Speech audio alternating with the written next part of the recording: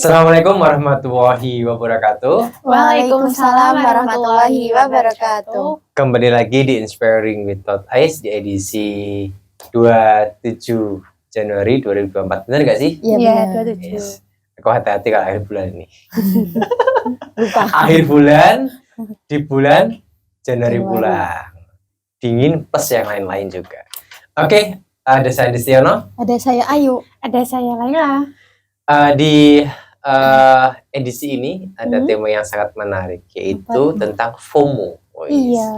Apa itu FOMO? Aku tahu Sikumu. Zaman dulu tapi. Sikumu. Kalian kita tahu nggak sih Sikumu? Itu tahun berapa?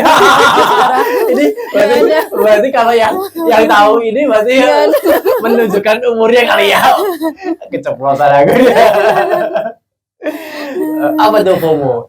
Iya, FOMO itu kan bentuk singkatan ya dari bahasa Inggris dari kata fear of missing out.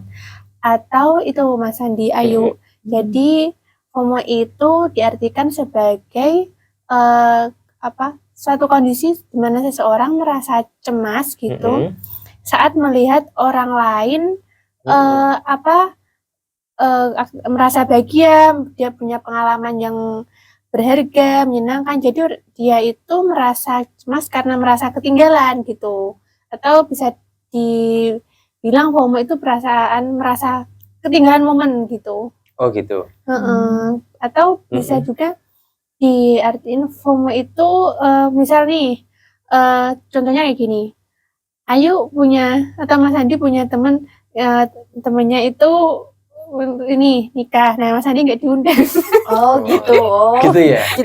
Maksudnya kan padahal di situ tuh yang diundang teman-temannya juga yang dikenal, loh kok aku sendiri yang nggak diundang, ada perasaan kayak gitu. Nah itu juga bisa dibilang FOMO. Curiga gitu ya. Oh ada apa sih ini? Ada apa sih gini gitu ya. Merasa nggak diajak atau merasa ketinggalan gitu. Ketinggalan. Apa itu juga termasuk sikap terlalu prasangka berlebihan negatif gitu? Iya, bisa jadi kayak gitu. Nah itu juga jadinya efeknya jadi iri kayak gitu juga.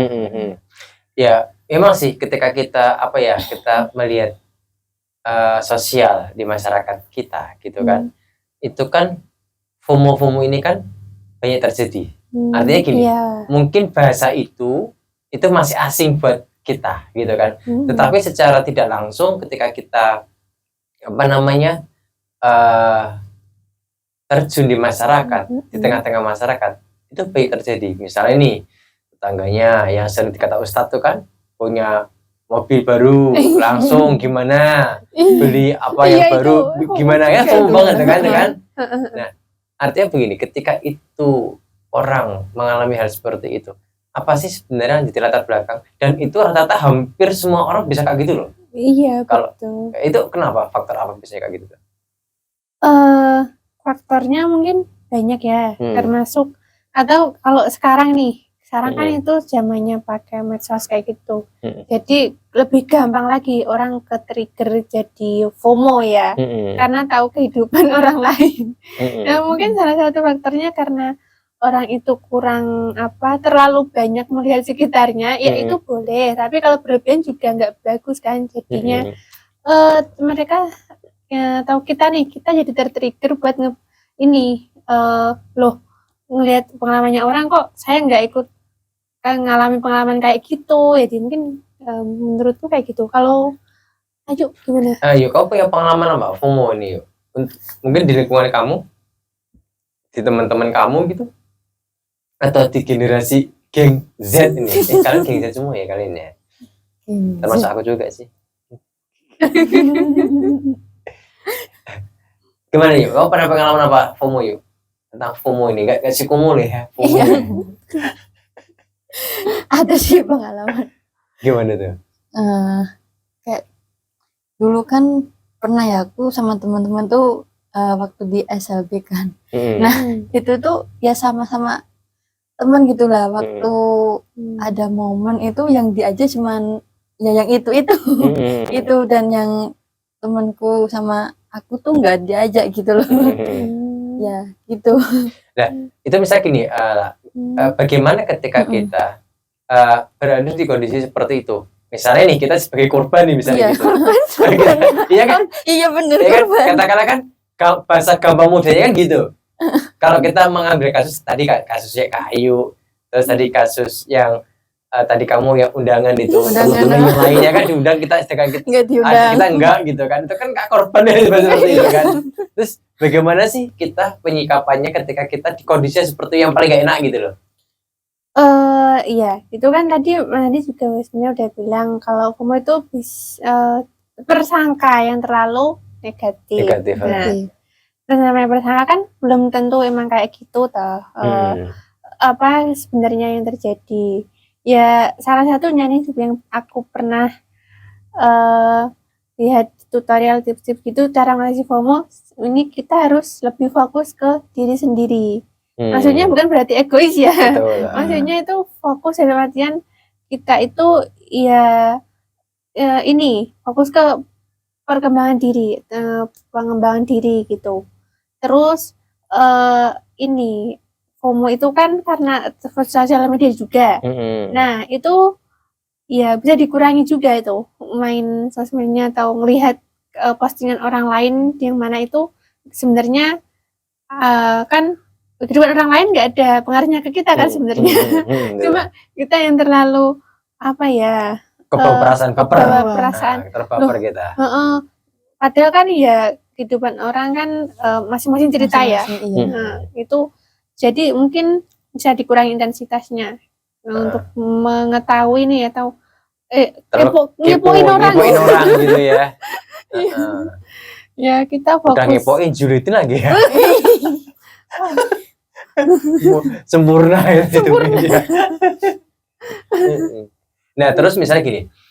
Itu kan FOMO sebenarnya itu kan kalau analisisku pribadi ya, itu kan sebenarnya udah lama lah kayak gitu kan. Cuma mungkin trennya kan ketika rame-ramenya medsos seperti ini kan. Jadi pemicunya lebih kompleks, ya kan. Kalau dulu kan mungkin hanya sifatnya kan konvensional ya tadi yang seperti aku contohin tetangganya gitu kan. Kalau sekarang kan lebih kompleks lagi, wis tetangga punya kaki itu ditambahin pamer di mensos ya kan, di status ya, di status gitu kan, nih aku punya ini nih, lo kapan ya, sambil ada emoticon gimana gitu kan. Kayak tambah parah gitu kan. Nah, bagaimana membangun kesadaran itu biar apa artinya kita juga ada proteksi gitu.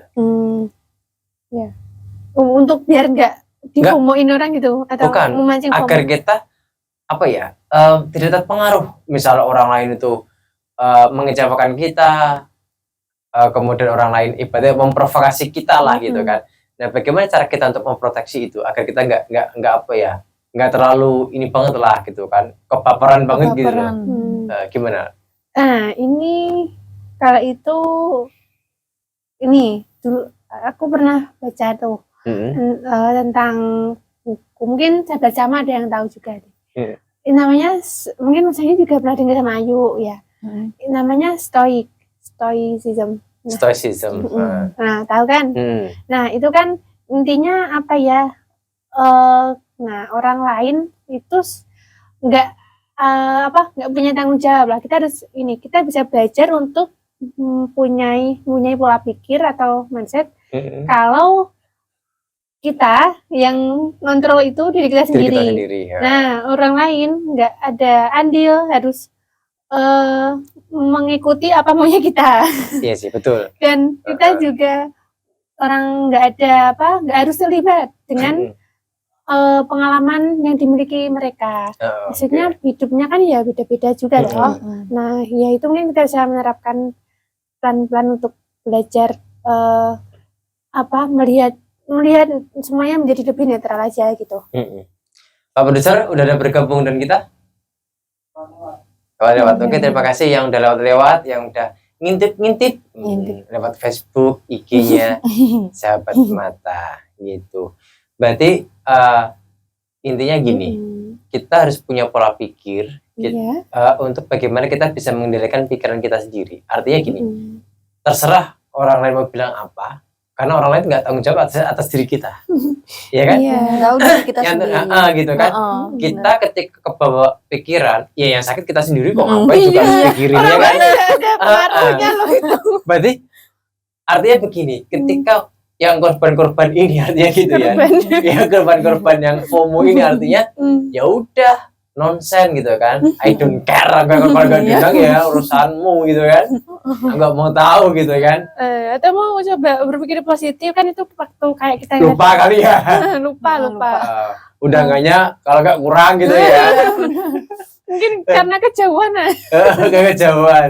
Ya yang paling mengenaskan, ayo masa satu kelas gak sudah sendiri gitu kan. Ya mungkin lupa. Mungkin lupa. Kalau kan gak kelihatan kalau ada kamu di situ yuk. Kalau nggak kamu seringnya mainnya keluar sih gak ke kelas, jadinya dia lupa kok punya teman kamu dia. Tapi memang loh apa namanya di era digital sekarang kadang orang aja. Jadi gini, kalau FOMO zaman dulu kan ketika dia berinteraksi secara intens, kenal gitu kan, kenal dekat gitu kan. Sekarang itu ada fenomena yang unik lagi, kenal juga enggak secara interaksi gitu kan. Malah kecewa juga kan, aneh gitu loh. Padahal juga enggak ya. Iya, makanya juga enggak kan. Nah ini kan apa ya yang harus apa namanya yang menjadi bukan PR ya, artinya kesadaran kita bersama gitu loh. Iya. Apa namanya hal-hal yang seperti ini artinya begini, yang pemikiran tadi itu bahwa orang lain itu tidak tanggung jawab sama diri kita, ya udah kita nggak usah ngurus orang lain, udah selesai itu, daripada kita hidupnya beban terus. Ya kita fokus ke diri sendiri aja untuk apa introspeksi, menjadi mengembangkan diri, dan tapi itu tanpa kan berarti kita nggak peduli juga ya sama sekitar gitu. Artinya gini, kita bisa memilah dan memilih gitu kan, mana kira-kira yang harus kita bisa perhatikan, mana yang tidak perlu kita juga pikirkan gitu kan. Artinya seperti itu kan. Ya memang belum minanas itu kan juga penting gitu kan. Dan juga nggak selalu apa ya, jelas juga kali ya, mau banget kan juga nggak harus juga kan kayak gitu kan. Itu sih. Oke, kegiatan kita untuk minggu ini apa aja? Hari ini masih ada PPL dari PPL dan ini kita persiapan ini ya, mau persiapan tadarus. Jadi kita sudah menyeleksi dari 150 yang mendaftar gitu kan, 50 mungkin ya malahan. Jadi kita saring, kita serap gitu kan, dan hasilnya udah muncul mana-mana yang serap jadi 30 ya. Nanti yang bisa masuk dan enggak. Ya ini lagi proses untuk konfirmasi gitu kan. Insya Allah sampai besok hari Ahad, hari Minggu besok ada terus konfirmasi begitu. Dan harapan kita semuanya nanti dari hasil seleksi ini akan mendapatkan peserta yang maksimal, yang baik dan bagus sesuai dengan kriteria dari panitia gitu. Oke, kita harus pamitan ya. Insya Allah kita ketemu di Sabtu depan dengan tema yang jauh lebih menarik lagi. Saya Destiono, saya Ayu, saya Laila. Akhir kata, mari kita tingkatkan iman dan takwa kita kepada Allah Subhanahu wa Ta'ala. Sampai jumpa di puncak kuliah. Assalamualaikum warahmatullahi wabarakatuh.